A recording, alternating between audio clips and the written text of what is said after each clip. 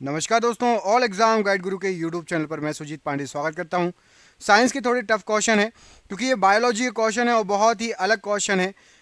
यदि आपने तैयारी कर रहे हैं 1-2 साल से तो आपसे बन जाएंगे 50, लेकिन जो 1-2 साल से तैयारी नहीं कर रहा, अभी नया फील्ड में उतरा है, देखते हैं आप लोगों में से कौन कौन 50 प्रश्न सही कर पाते हैं। स्टार्ट करते हैं वीडियो को। पहला क्वेश्चन देखिए, गुर्दे या किडनी की संरचनात्मक और कार्यात्मक इकाई क्या होती है? यहां पर राइट आंसर हो जाएगा आपका ऑप्शन नंबर बी, वक्काणु या नेफ्रॉन। ये गुर्दे की कार्यात्मक और संरचनात्मक इकाई है। ऑप्शन नंबर बी यहां पर राइट आंसर है। लसिका या लिम्फ सफेद रक्त कोशिकाओं से निर्मित एक हल्का साफ तरल पदार्थ है जो रक्त में हानिकारक डैश पर आक्रमण करता है। तो लसिका जो है ये रक्त में उपस्थित जीवाणु और बैक्टीरियाओं पर आक्रमण करता है। ऑप्शन नंबर डी यहां पर राइट आंसर हो जाएगा। गर्भनाल में कितनी धमनियां आर्टरीज होती हैं? तो जो गर्भनाल होती है, राइट आंसर हो जाएगा, इसमें होती हैं आपकी 2 धमनियां या 2 आर्टरीज। ऑप्शन नंबर बी यहां पर राइट आंसर हो जाएगा। एक स्वपोषी जीव की कार्बन और ऊर्जा की आवश्यकताओं को किसके द्वारा पूरा किया जाता है? तो स्वपोषी जीव है तो उसकी कार्बन और ऊर्जा की आवश्यकताओं को प्रकाश संश्लेषण के द्वारा, ऑप्शन नंबर बी यहां पर राइट आंसर हो जाएगा, के द्वारा पूर्ण किया जाता है। अगला क्वेश्चन देखिए, इसमें पूछा गया आपसे शरीर के किस अंग का संबंध सूखा रोग रिकेट्स से है? तो सूखा रोग या रिकेट्स ये हड्डियों से संबंधित है। ऑप्शन नंबर डी यहां पर राइट आंसर हो जाएगा। निम्न में से कौन सी बीमारी एक परजीवी के कारण होती है? तो परजीवी के कारण होने वाली बीमारी आपकी malaria. Option number B malaria प्रश्न के लिए राइट आंसर है। निम्न में से कौन सी जल में घुलनशील विटामिन है? तो जल में घुलनशील विटामिन आपका होगा विटामिन सी। यहां पर ऑप्शन नंबर सी में विटामिन सी लिख लीजिएगा, ये आपका जल में घुलनशील विटामिन होगा, vitamin C. Option number C जल में घुलनशील विटामिन।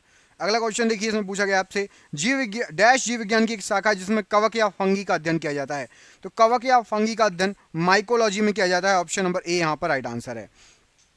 निम्न में से कौन सा अंग हाइड्रोक्लोरिक अम्ल स्रावित करता है जो रोगजनक बैक्टीरिया को मारने में हमारे शरीर की मदद करता है? तो हाइड्रोक्लोरिक अम्ल ये अमाशय से निकलता है। ऑप्शन नंबर सी अमाशय राइट आंसर है। निम्न में से कौन सा सफेद चींटी व्हाइट एंट का दूसरा नाम है? तो सफेद चींटी का जो दूसरा नाम है, राइट आंसर हो जाएगा आपका ऑप्शन नंबर ए, दीमक को सफेद चींटी कहा जाता है, टर्माइट या दीमक। ऑप्शन नंबर ए यहां पर राइट आंसर है।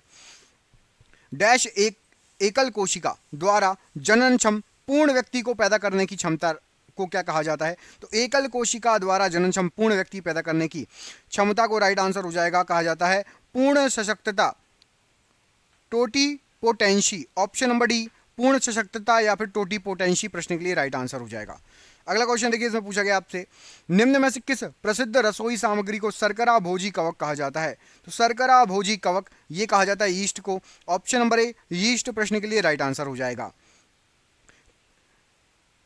कशेरुका मानव शरीर के किस शारीरिक तंत्र का एक हिस्सा है? तो कशेरुका ये है आपका मेरुदंड का हिस्सा। ऑप्शन नंबर ए मेरुदंड राइट आंसर है।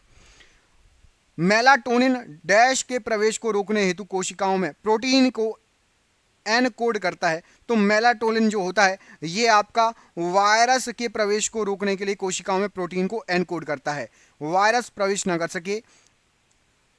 निम्नलिखित में से कौन सा पादप के मूल तंत्र के मुख्य कार्यों में शामिल नहीं है? तो पादप के मूल तंत्र के मुख्य कार्य में पौधे के हिस्सों को भोजन की आपूर्ति करना ये शामिल नहीं है। ऑप्शन नंबर यहां पर बी प्रश्न के लिए मूल तंत्र का काम नहीं है, ये मूल तंत्र का काम नहीं है। भोजन की आपूर्ति कौन करता है? फाइलम। और जल की आपूर्ति जाइलम। आम का वनस्पति का नाम क्या है? तो आम का वनस्पति नाम है आपका मैंगीफेरा इंडिका। ऑप्शन नंबर यहां पर बी प्रश्न के लिए राइट आंसर हो जाएगा, मैंगीफेरा इंडिका आम का वनस्पति का नाम। निम्न में से किस स्थान पर उगने वाले पौधे रात में कार्बन डाइऑक्साइड लेते हैं? तो रात में कार्बन डाइऑक्साइड लेते हैं रेगिस्तान में उगने वाले पौधे। ऑप्शन नंबर डी यहां पर राइट आंसर हो जाएगा। निम्नलिखित में से कौन सी संचयी जड़ मूल नहीं है? तो संचयी जड़ मूल नहीं है पूछा गया है। श्वसन मूल ये संचयी जड़ मूल में नहीं आता। ऑप्शन नंबर ए। निम्नलिखित में से कौन सा रोग बैक्टीरिया या फिर जीवाणु से होता है? तो बैक्टीरिया या जीवाणु से होने वाला रोग है आपका diphtheria. Option number C diphtheria प्रश्न के लिए राइट आंसर है। एक डैश एक पर्ण फलक में शिराओं का विन्यास है। तो एक पर्ण फलक में शिराओं का विन्यास राइट आंसर हो जाएगा शिरा रचना या वेंशन। ऑप्शन नंबर डी यहां पर राइट आंसर है। जब हम एक प्याज काटते हैं तो इसमें एक गंध उत्सर्जित होती है जो हमारी आंखों में हमारी आंखों में आंसू आ जाते हैं। निम्नलिखित में से कौन से यौगिक ताजे कटे हुए प्याज में आने वाली गंध और आंसू हेतु उत्तरदायी होता है? तो ताजे कटे हुए प्याज में से जो गंध आती है और आंसू आते हैं उसके लिए उत्तरदायी है आपका सल्फ्यूरिक अम्ल। ऑप्शन नंबर बी सल्फ्यूरिक अम्ल राइट आंसर है। कालाजार रोग किसके कारण होता है? तो जो कालाजार रोग होता है ये आपका प्रोटोजोआ के कारण होता है। ऑप्शन नंबर डी प्रोटोजोआ प्रश्न के लिए राइट आंसर है। कोलेजन एक प्रकार का क्या है? तो कोलेजन जो होता है ये एक प्रकार का प्रोटीन है। ऑप्शन नंबर सी प्रोटीन प्रश्न के लिए राइट आंसर है। ग्लाइकोजन नामक पेप्टाइड हार्मोन किसके द्वारा उत्सर्जित होता है? तो ग्लाइकोजन जो है ये आपका अग्नाशय के द्वारा उत्सर्जित होता है। ऑप्शन नंबर सी यहां पर राइट आंसर है, अग्नाशय। मकड़ी के जाले डैश के बने होते हैं, जो प्रोटीन से बने फाइबर प्राकृतिक फाइबर कहलाते हैं। तो मकड़ी के जाले ये बने होते हैं रेशा या सिल्क से, ये प्रोटीन से बने प्राकृतिक फाइबर कहलाते हैं। Option number B right answer है। डैश पौधों में जल संवहनी ऊतक है। तो पौधों में जल संवहनी ऊतक जल का किससे जाता है? तो जाइलम, इसको हिंदी में क्या बोलते हैं? दारू, दारू या जाइलम से जल जाता है। ऑप्शन नंबर ए यहाँ पर राइट आंसर है। वाह वातावरण के साथ जीवों के स्वविनियमन एवं साम्य स्थिति बनाए रखने की प्रवृत्ति क्या कहलाती है? तो बाह्य वातावरण के साथ साम्य स्थिति बनाए रखने की प्रवृत्ति जो कहलाती है उसको कहा जाता है समस्थापन। ऑप्शन नंबर यहाँ पर डी प्रश्न के लिए सही आंसर हो जाएगा, समस्थापन राइट आंसर है। निम्नलिखित में से कौन सा पादप हार्मोन वृद्धि को नियंत्रित रखता है? विशेषकर तने में कोशिका दीर्घन को उत्तेजित करता है। तो तने में कोशिका दीर्घन को उत्तेजित करने वाला आपका पादप हार्मोन है ऑक्सिन। ऑप्शन नंबर ए ऑक्सिन हार्मोन प्रश्न के लिए राइट आंसर हो जाएगा। अगला क्वेश्चन देखिए, इसमें पूछा गया आपसे निम्नलिखित में से किस तरल पदार्थ का पीएच मान सबसे अधिक होगा? तो सबसे अधिक पीएच मान यहाँ पर जो ऑप्शन दिए गए हैं मिल्क ऑफ मैग्नीशिया का होगा। Option number B milk of magnesia right answer है। चिकित्सा क्षेत्र में डैश एक छोटे धातु प्लेट या सुई के समान एक ऐसी डिवाइस है जो उपचार या सर्जरी के लिए एक उपकरण से रोगी तक विद्युत शक्ति पहुंचाती है। तो रोगी तक विद्युत शक्ति पहुंचाने का काम जो रहता है इलेक्ट्रोड। ऑप्शन नंबर बी यहाँ पर इलेक्ट्रोड प्रश्न के लिए राइट आंसर है। निम्नलिखित में से कौन सा शरीर का अंग एक फैली हुई रबर शीट की तरह व्यवहार करता है? तो एक फैली हुई रबर शीट की तरह व्यवहार करता है कान का पर्दा। ऑप्शन नंबर ए यहाँ पर कान का पर्दा प्रश्न के लिए राइट आंसर हो जाएगा। अगला क्वेश्चन देखिए, यकृत प्रभावित होता है और पित्त रंजकों के जमाव के कारण त्वचा और आंखें पीली हो जाती है। निम्न में से कौन सा पाचन विकार यह वर्णित करता है? तो पाचन विकार यदि आपको पीलिया हो जाएगा, पीलिया के कारण ये हो जाता है, आंखें पीली हो जाती है, आंखें और त्वचा। अगला क्वेश्चन देखिए, निम्नलिखित में से कौन सा एक उड़ान रहित पक्षी है? उड़ान रहित पक्षी आपका कीवी है। Option number D kiwi right answer है। डैश एक स्थानबद्ध प्राणी है जो पृथ्वी पर जैविक मूलों की विशालतम संरचनाओं का निर्माण करने के लिए शैवाल जैसे पादपों के साथ अपने संबंधों पर निर्भर करता है। तो शैवाल जैसे पादपों के साथ प्रवाल अपने संबंधों पर निर्भर करता है, प्रवाल। Option number C right answer है। पोलियो का टीका निम्नलिखित में से किसने विकसित किया है? तो पोलियो का टीका विकसित किया है आपका जोनास ईसाल्क या जोनास साल्क। ऑप्शन नंबर यहाँ पर बी प्रश्न के लिए राइट आंसर हो जाएगा। डैश का उपयोग किसी व्यक्ति की आंखों के अंदर दबाव को मापने के लिए किया जाता है। तो व्यक्ति की आंखों के अंदर दबाव मापने के लिए टोनोमीटर का यूज किया जाता है। Option number D tonometer right answer है। सपनों के वैज्ञानिक अध्ययन को क्या कहा जाता है? तो सपनों के वैज्ञानिक अध्ययन को ओनिरोलॉजी कहा जाता है। Option number D oneirology right answer है। विटामिन B12 आमतौर पर किसमें मौजूद नहीं होता? नहीं होता बोला गया है। तो विटामिन डी आपका देखिए मत्स्य उत्पादों में होता है, दुग्ध उत्पादों में भी होता है, कुक्कुट उत्पादों में भी होता है। विटामिन B12 किस में नहीं होता? तो वनस्पति आधारित खाद्य पदार्थों में विटामिन B12 नहीं होता। डाउन सिंड्रोम डैश है जो बौद्धिक कठिनाइयों और शारीरिक स्वास्थ्य विकास में देरी और दिव्यांगता का कारण बनता है। तो डाउन सिंड्रोम एक किसके द्वारा रोग होता है? ये होता है अनुवांशिकी रोग है। ऑप्शन नंबर डी अनुवांशिक रोग राइट आंसर हो जाएगा। निम्न में से कौन सा रोग हेलिकोबैक्टर पाइरोली के कारण होता है? तो हेलिकोबैक्टर पाइरोली के कारण जठर शोथ रोग होता है। ऑप्शन नंबर सी यहाँ पर राइट आंसर है। निम्नलिखित में से कौन सा शरीर का जो है अंगा ग्रंथि शरीर के तापमान के नियमन के लिए उत्तरदायी होता है? तो शरीर में तापमान का नियंत्रण होता है आपका हाइपोथैलेमस के द्वारा। ऑप्शन नंबर सी हाइपोथैलेमस प्रश्न के लिए बिल्कुल सही आंसर हो जाएगा। अगला क्वेश्चन देखिए, निम्नलिखित में से कौन सा हार्मोन मस्तिष्क द्वारा स्रावित होता है जो सोने जागने के चक्र को विनियमित करने में मदद करता है? तो सोने और जागने के चक्र को मेटाटोनिन ये मैनेज करता है। ऑप्शन नंबर सी यहाँ पर राइट आंसर है। निम्नलिखित में से कौन सा रोग लिशमैनिया नामक प्रोटोजोआ जीव के कारण होता है। तो लिशमैनिया नामक प्रोटोजोआ जीव के कारण राइट आंसर हो जाएगा काला जार होता है। ऑप्शन नंबर डी काला जार प्रश्न के लिए राइट आंसर है। शरीर के ऊतकों में निम्नलिखित में से किस धातु के अधिक जमाव से सिडरोसिस होता है? तो सिडरोसिस ये हो जाएगा यदि आपके शरीर में अधिक मात्रा में आयरन जमा हो जाए। ऑप्शन नंबर डी यहाँ पर राइट आंसर हो जाएगा। अमरवेल या कसकुटा इनमें से किसका एक उदाहरण है? अमरवेल या कसकुटा जो होती है ये परजीवी है, पैरासाइट है। Option number D right answer हो जाएगा।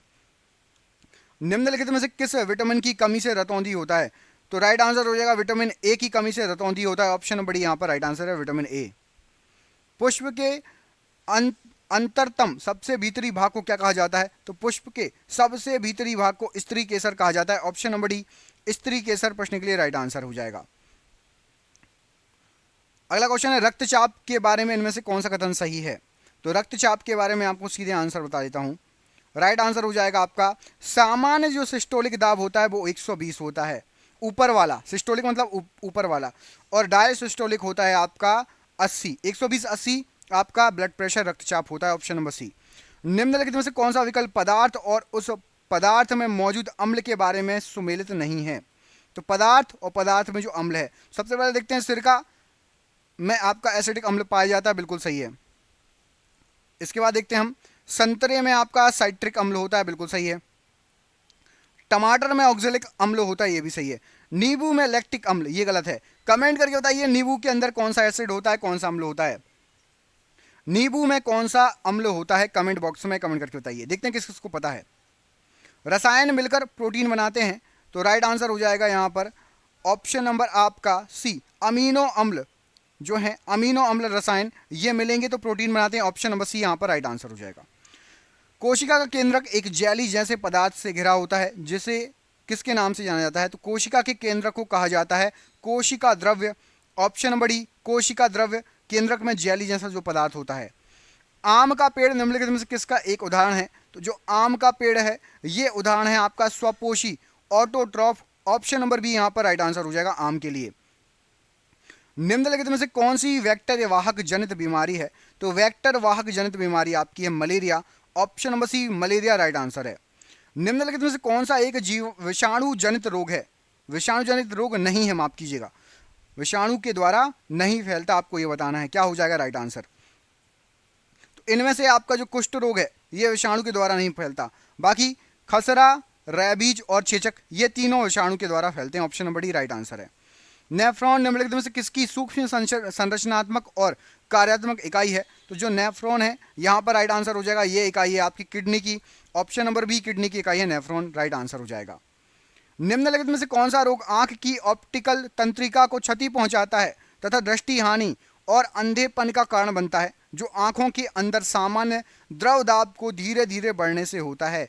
तो राइट आंसर क्या हो जाएगा इसमें से? राइट आंसर है आपका ऑप्शन नंबर ग्लूकोमा। ग्लूकोमा रोग के कारण आपकी ऑप्टिकल तंत्रिका में क्षति पहुंचेगी, दृष्टि हानि, अंधापन और साथ ही साथ रक्त दाब धीरे धीरे बढ़ जाएगा आंखों के अंदर सामान्य रक्त दाब। ऑप्शन नंबर ए। निम्नलिखित में से कौन सा विटामिन डी की कमी से होने वाला एक दुर्लभ रोग है जिसके कारण हड्डियां नरम हो जाती हैं और मुड़ जाती हैं? राइट आंसर क्या हो जाएगा? तो विटामिन डी के कारण आपका सूखा रोग ऑप्शन नंबर बी या रिकेट्स हो जाता है। ये एक दुर्लभ रोग है, हड्डी मुड़ जाती हैं और नरम हो जाती हैं। ग्रंथियां हमारी आंखों से आंसू अवमुक्त करती हैं, वो कौन सी हैं? तो राइट आंसर हो जाएगा वो ग्रंथियां हैं लैक्रिमल ग्रंथियां। ये हमारी आंखों से आंसू को अवमुक्त करती हैं। ऑप्शन नंबर बी यहाँ पर राइट आंसर है। निम्नलिखित में से कौन सा सबसे बड़ा दंत ऊतक है? यहाँ पर राइट आंसर हो जाएगा सबसे बड़ा दंत ऊतक आपका डेंटिन है। ऑप्शन नंबर डी डेंटिन प्रश्न के लिए राइट आंसर है। डैश को आमतौर पर मिल्क शुगर या दुग्ध शर्करा भी कहा जाता है क्योंकि यह दूध में पाया जाता है। तो दूध में पाई जाने वाली शर्करा राइट आंसर हो जाएगा लैक्टोज। ऑप्शन नंबर ए प्रश्न के लिए राइट आंसर है।